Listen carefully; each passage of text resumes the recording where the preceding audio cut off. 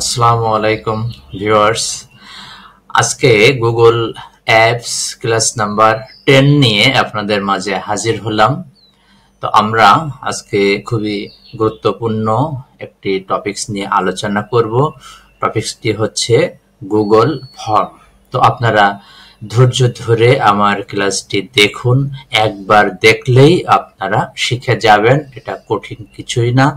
আমাকে like, share এবং comment করে পাশে রাখুন এবং আমার পাশে থাকুন। তো আমরা দেখুন এই যে 9টা ডট, এই 9টা ডটে প্রবেশ করব। আবার আমরা সরাসরি এখানেও ফর্ম লিখে প্রবেশ করতে পারবো। তো আমরা প্রবেশ করছি গুগল ফর্মস। দেখুন গুগল ফর্মসে আমরা প্রবেশ করলাম। ফর্মসে প্রবেশ করার পরে একটা ইন্টারফেস আমরা পাবো। এখান থেকে আমরা লিখব বিলাং ফর্ম। আবার দেখুন অনেক সময় এখানে বিভিন্ন টেমপ্লেট দেওয়া থাকবে। দেখুন আপনার যেটা পছন্দ হবে সেটাও আপনি নিতে পারেন। এখানে কন্ট্যাক্ট ইনফরমেশন নেওয়ার জন্য এটা এই টেমপ্লেটটা নিতে পারেন। RSVP জন্য এটা, পার্টি ইনভাইটের জন্য এটা, টি শার্ট সাইন আপের জন্য এটা। তো যে কোনো একটা টেমপ্লেট নিয়েও আপনি কাজ করতে পারবেন। তো আমরা বিলাং ফর্ম নিয়ে কাজ করে শিখব। তারপরে এটা শিখতে পারলে আপনি যে কোনো টেমপ্লেট থেকে আপনার ফর্ম তৈরি করতে পারবেন। তো আমরা একটি ফর্ম ওপেন করলাম। দেখুন এখানে আনটাইটেল ফর্ম আছে, স্টাইল ইউর টেক্সট। ওকে, কেটে দিলাম। এখন আমার ফর্মের একটা নাম দিতে হবে। তো আমার ফর্মের কি নাম দেওয়া যায় বন্ধুরা? আমার ফর্মের নাম দিলাম অনার্স চতুর্থ বর্ষ। আমি আগে টাইপ করে রেখেছিলাম, কারণ টাইপ করতে একটু সময় নষ্ট হয়, তো এই জন্য। এরপরে ফর্ম ডেসক্রিপশন, এখানে লিখতে পারি যে রাষ্ট্রবিজ্ঞান বিভাগ।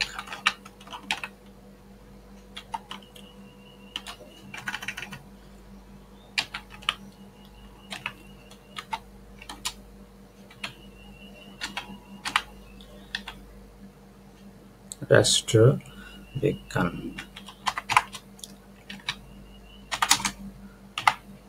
বিভাগ।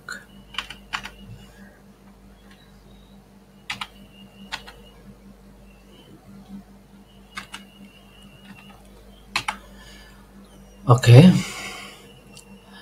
এরপরে আমার ফর্ম তৈরি হয়ে গেল। এখন দেখুন আপনি যদি ফর্মের ব্যাকগ্রাউন্ডে একটা ছবি রাখতে চান, কভার ফটো রাখতে চান, তাহলে আপনাকে থিমে যেতে হবে। এই থিমে যেয়ে দেখুন এখানে আছে টেক্সট স্টাইল, হেডার, এখানে আছে কোশ্চেন, এখানে আছে টেক্সট, তারপরে এখানে আছে হেডারের জন্য একটা ইমেজ। তো আপনি লিখতেও পারেন। তো আমরা আমাদের লেখার সামনে আমরা একটা ইমেজ চুজ করলাম বা একটা ইমেজ নিয়ে আসবো। দেখুন এখানে অনেকগুলো ইমেজ রেখে দিয়েছে, আপনি যদি এখান থেকে নিতে চান নিতে পারবেন। আর যদি আপনার তৈরি করা ইমেজ থাকে, ইমেজ সাইজ হচ্ছে 1600x400 পিক্সেল। তো আমি দেখি আমার ডেস্কটপে এরকম ছবি করা আছে কিনা। যদি করা থাকে, যে এই মাপে করা আছে, দেখুন 1600x400। এই ইমেজটা আমি যদি ওখানে নিয়ে আসি তাহলে সহজে চলে আসবে। আর অন্য সাইজের ইমেজ নিলে এক পাশে খন্ড আকারে আসবে। তো আমরা ইমেজটি এখানে আপলোড করলাম, এরপরে ডান। একটু সময় নেবে। তো আমাদের ব্যাকগ্রাউন্ড ইমেজটি চলে আসলো। এবার আমরা এক এক করে প্রশ্ন তৈরি করব। তো এখানে আমরা নামটা দিলাম, টাইটেলটা দিব অনার্স চতুর্থ বর্ষ। আচ্ছা, এরপরে আমরা এক এক করে প্রশ্ন শুরু করে দেবো। সুতরাং প্রশ্ন শুরু করতে গেলে এখানে প্লাস সাইনে চাপতে হবে। দেখুন অ্যাড কোশ্চেন এখানে আছে, এখানে আছে ইম্পোর্ট কোশ্চেন। আপনি কোনো জায়গা থেকে ইম্পোর্ট করে নিয়ে আসতে পারবেন। আপনি অ্যাড টাইটেল অ্যান্ড ডেসক্রিপশন লিখতে পারবেন। আপনি ইমেজ নিয়ে আসতে পারবেন। এখানে আপনি এখানে ভিডিও নিয়ে আসতে পারবেন। এখানে দেখুন এখানে অ্যাড সেকশন, কোনো সেকশন অ্যাড করতে পারবেন। তো আমরা প্লাসে গেলাম, নতুন একটা কোশ্চেন আমরা তৈরি করব। তো এখানে আমরা জানতে চাইব যে আমার পরীক্ষার্থীর নাম কি। তো পরীক্ষার্থীর নাম,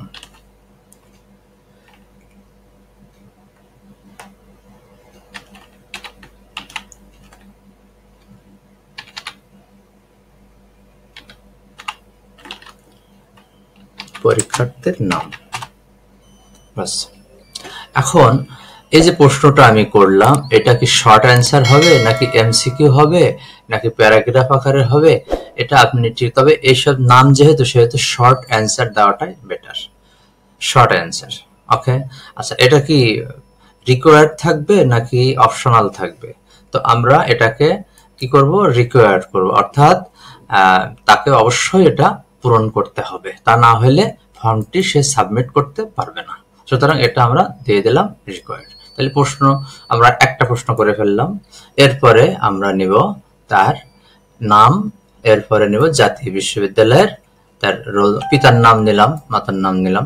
ওকে, এক এক করে আমরা পিতার নাম, এবং একইভাবে শর্ট অ্যান্সারে চলে যাবে। এরপরে আমরা মায়ের নাম নিব, মাতার নাম। দেখুন, আপনারা ধৈর্য সহকারে একটু দেখুন, তাহলে একবার দেখলেই এটা আর দেখা লাগবে না। এরপরে তার ক্লাস রোল নাম্বারটা নিব। আমি পুরোটাই দেখাচ্ছি, কারণ একটু ধৈর্য সহকারে দেখুন। শর্ট অ্যান্সারে রাখবো এগুলো সবই। এরপরে বিশ্ববিদ্যালয়ের রোল নাম্বার আসবে,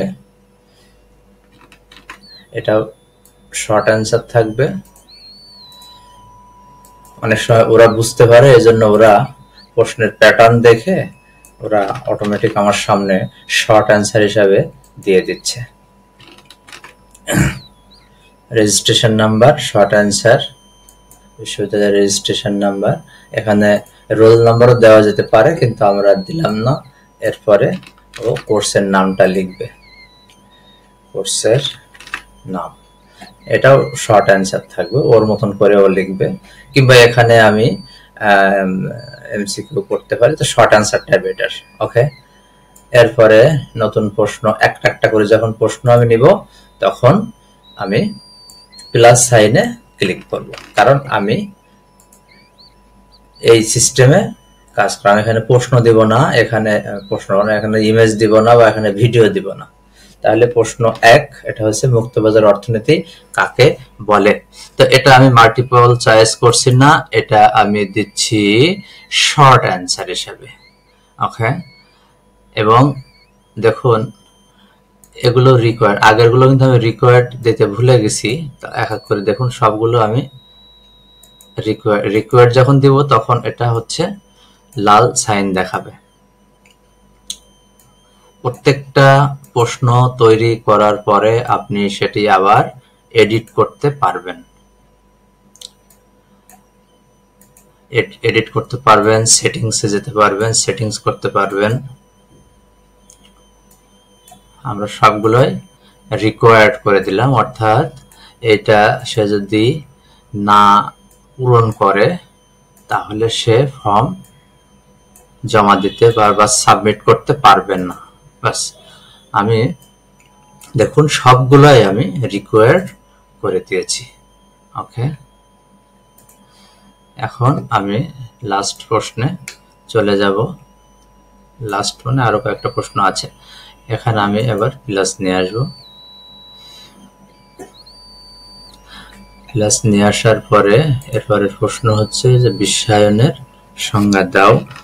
এটা আমি একটু বড় আকারের করব, অর্থাৎ দেখুন শর্ট অ্যান্সার আছে, এটা প্যারা আকারে লিখবে, একটু বড় করে লিখতে হবে আর কি, বড় করে লিখবে। এবং এটাও রিকোয়ার্ড, তার কিছু না কিছু লিখতে হবে। অনেকেই তো জানে না, লিখলাম না, কিন্তু না, এখানে আমি সবগুলোই রিকোয়ার্ড করে দিয়েছি, কিছু না কিছু সে লিখবে। তাহলে এটা প্যারাগ্রাফ করেছে মানে এটা বড় আকারে সে লিখবে। বন্ধুরা দেখুন, আমার এই প্রশ্নটা উপরে উঠে আসছে, তাই না? তাহলে আমি এটাকে ধরে পিছনে নিয়ে যাইতে পারবো। এই দেখুন এই যে সাইনটা আসবে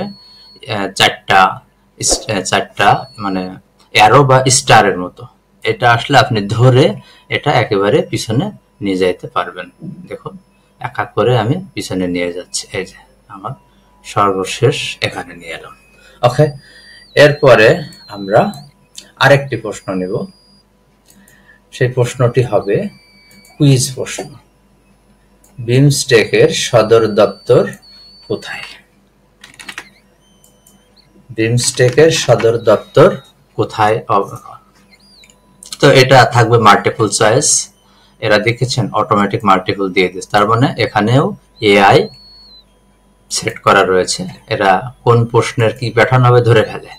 তো আমরা দিলাম ঢাকা, আমি আগে টাইপ করে রেখেছি কারণ একটু সময় যাচ্ছে টাইপ করতে, এজন্য আমরা অ্যাড আদার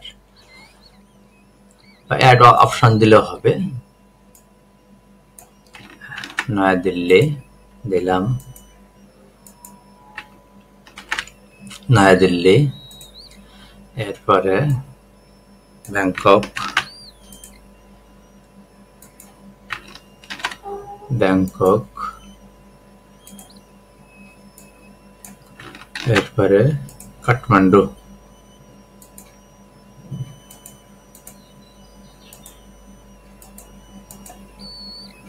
অনেক সময় নেটওয়ার্কের সমস্যার জন্য দেরি হতে পারে। তো আমরা চারটা অপশন রাখলাম এবং এটাও রিকোয়ার্ড, যে কোনো একটা পূরণ করতে হবে এবং ভুল উত্তরের জন্য আমি নাম্বার কর্তন করব না। ব্যাস, তাহলে আমার তৈরি হয়ে গেল একটা কোশ্চেনিয়ার। এখন এটা আমি কিভাবে পাঠাবো? তো এটা পাবলিশ করব। দেখুন এখানে আছে থিম, যে কোনো একটা থিম আমি নেব। এখানে আমি আমার ফর্মটাকে প্রিভিউ করতে পারবো। দেখুন আমরা ফর্ম তৈরি করলাম, ফর্মটা দেখতে কেমন দেখায় আমরা দেখি। দেখুন কি সুন্দর দেখাচ্ছে। ওকে,